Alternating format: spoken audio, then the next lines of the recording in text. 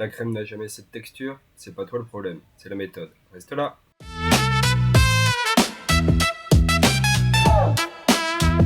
Bienvenue sur Milk Kitchen. Aujourd'hui, je te montre comment réaliser une crème pâtissière.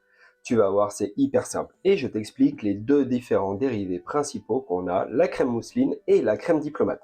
Ce que je veux que tu comprennes à la fin de la vidéo, c'est que c'est pas juste une recette.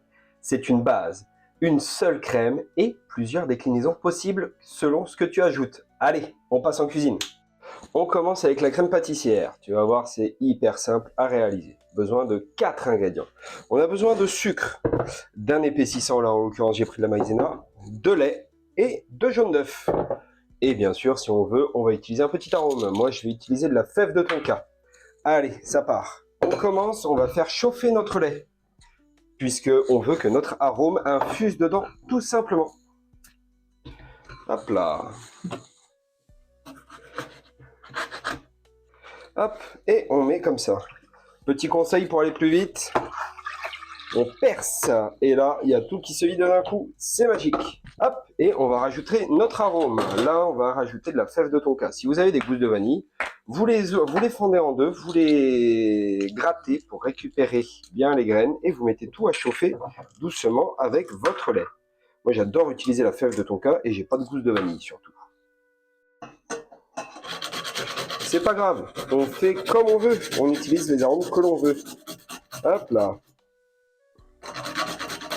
J'adore quand c'est bien parfumé, on met une bonne dose. Et voilà.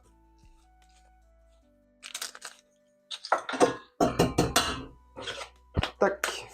On range au fur et à mesure toujours. Et ça part en chauffe.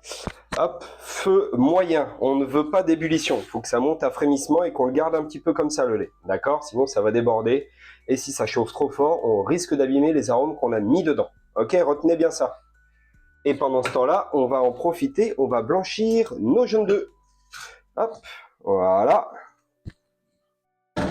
On rajoute notre sucre. Et on va les fouetter énergiquement.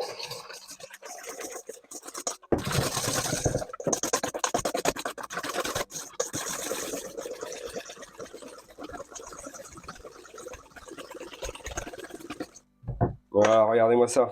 On commence déjà à avoir la texture qui apparaît. Si on ne veut pas le faire à la main, on peut le faire au batteur électrique, ça ne change rien, ok?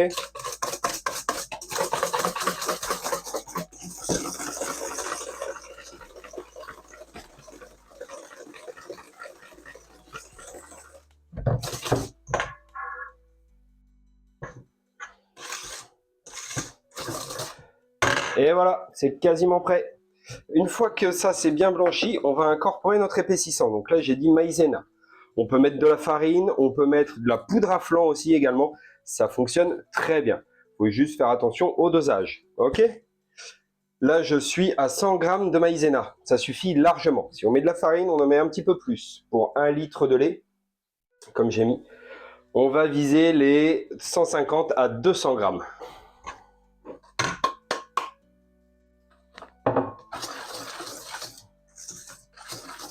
Hop, et on mélange bien.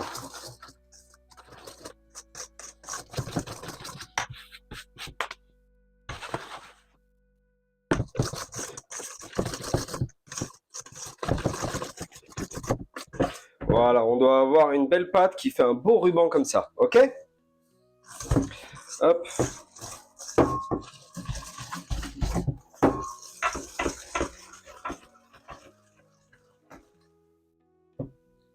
Regardez-moi ça, magnifique. Et voilà, on a quasiment fini, il va juste nous rester la cuisson de notre crème pâtissière à réaliser. C'est très simple.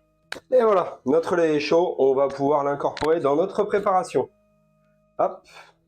Ce qu'on va faire, on va détendre notre appareil qu'on a fait, donc nos jaunes avec le sucre et notre épaississant, avec à peu près la moitié du mélange, doucement. Hop. Pour pouvoir après le remettre dans notre casserole et pouvoir faire cuire tout ça. Vous allez voir, c'est très simple.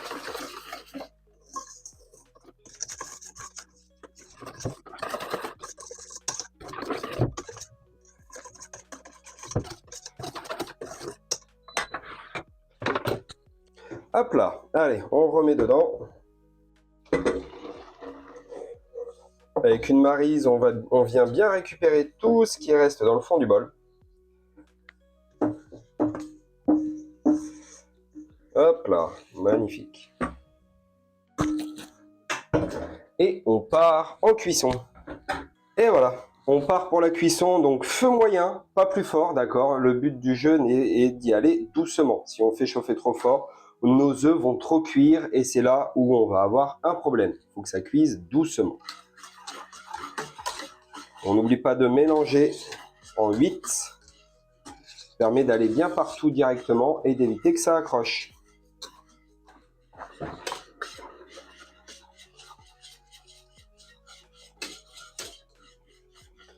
Il faut tout le temps la mélanger. Le but du jeu, c'est de garder une préparation qui est en mouvement pour éviter justement que ça fasse des grumeaux ou que ça accroche au fond de la casserole. D'accord?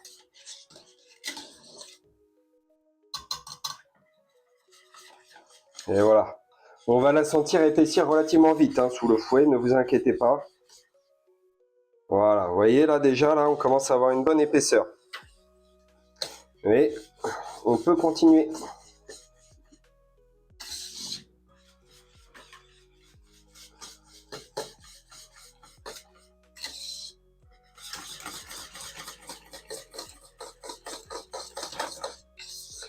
Voilà, vous avez vu, on arrive très vite à la texture.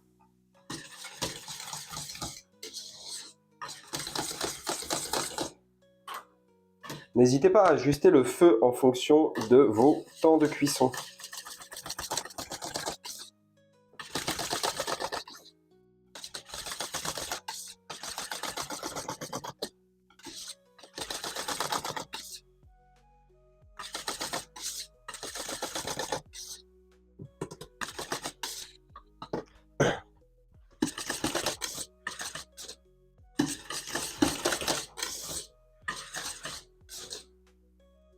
Et voilà, vous voyez.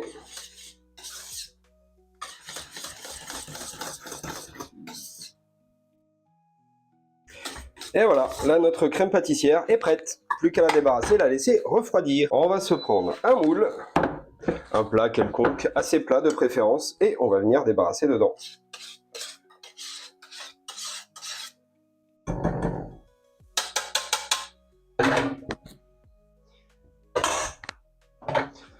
Hop, bien avec la maryse.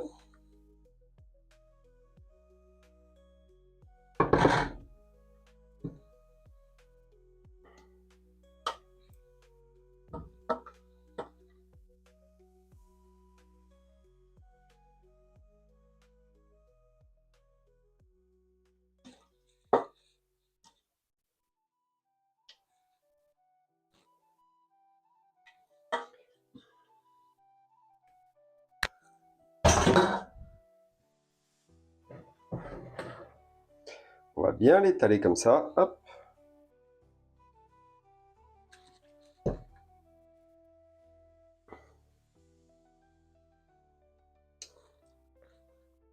Elle est bonne. On va la beurrer légèrement sur le dessus, tout simplement. Hop, comme ça. Pour que ça fasse une petite couche protectrice. Et on va la filmer au contact également.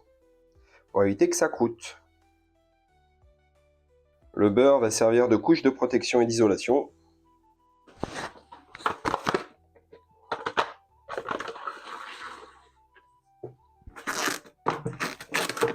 Et voilà.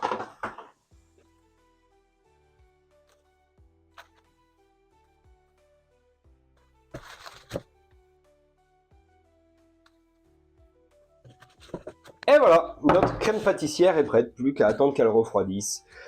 Et on pourra l'utiliser pour faire nos desserts comme on le souhaite. On peut réaliser avec des millefeuilles, des tartes aux fraises et plein d'autres desserts. Il existe cependant plusieurs dérivés de la crème pâtissière qu'on peut réaliser. Je vais t'en expliquer deux principaux que tu retrouves dans énormément de desserts, tu vas voir, ils sont très simples. Premièrement, tu as la crème mousseline. C'est tout simplement la même recette, sauf que on va la monter au beurre en plus. Voilà, tout simplement, on va incorporer du beurre pendant la période de refroidissement pour la monter et lui donner plus de texture, plus de fermeté. Ça va donner une crème qui va être très riche, qui supporte bien les écarts de température. Voilà.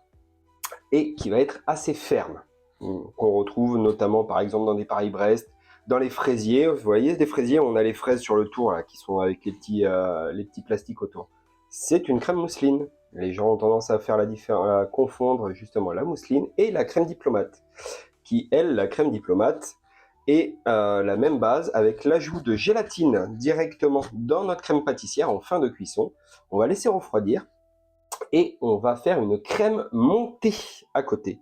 Et une fois que notre crème pâtissière sera bien refroidie, figée avec la gelée, on va la détendre en la fouettant et on va incorporer notre crème fouettée dedans.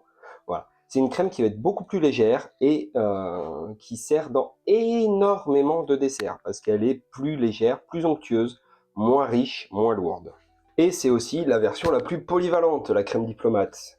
C'est l'avantage qu'elle a. Par contre, elle tient un petit peu moins que la crème mousseline. C'est le petit inconvénient parce qu'elle n'est pas serrée au beurre, elle n'est pas montée au beurre. Mais elle est beaucoup plus légère et beaucoup moins riche. Et maintenant que tu connais la logique, voilà ce qui fait rater ta crème. L'erreur la plus fréquente, c'est tout simplement la cuisson. On ne maîtrise pas assez la cuisson. On va avoir tendance à la sous-cuire. N'ayez pas peur de cuire correctement votre crème pâtissière, c'est ça qui va faire la différence. D'accord ?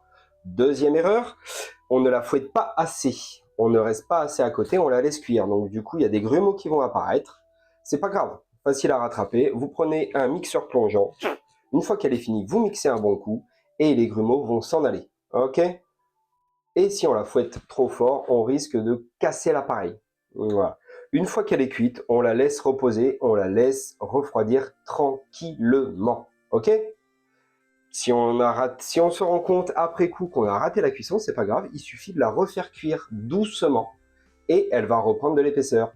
Et voilà, maintenant tu connais la crème pâtissière, ses dérivés et les erreurs et comment les rattraper tout simplement. C'est quasiment inratable une crème pâtissière, il faut juste y aller doucement et c'est une crème qui va très très vite à réaliser.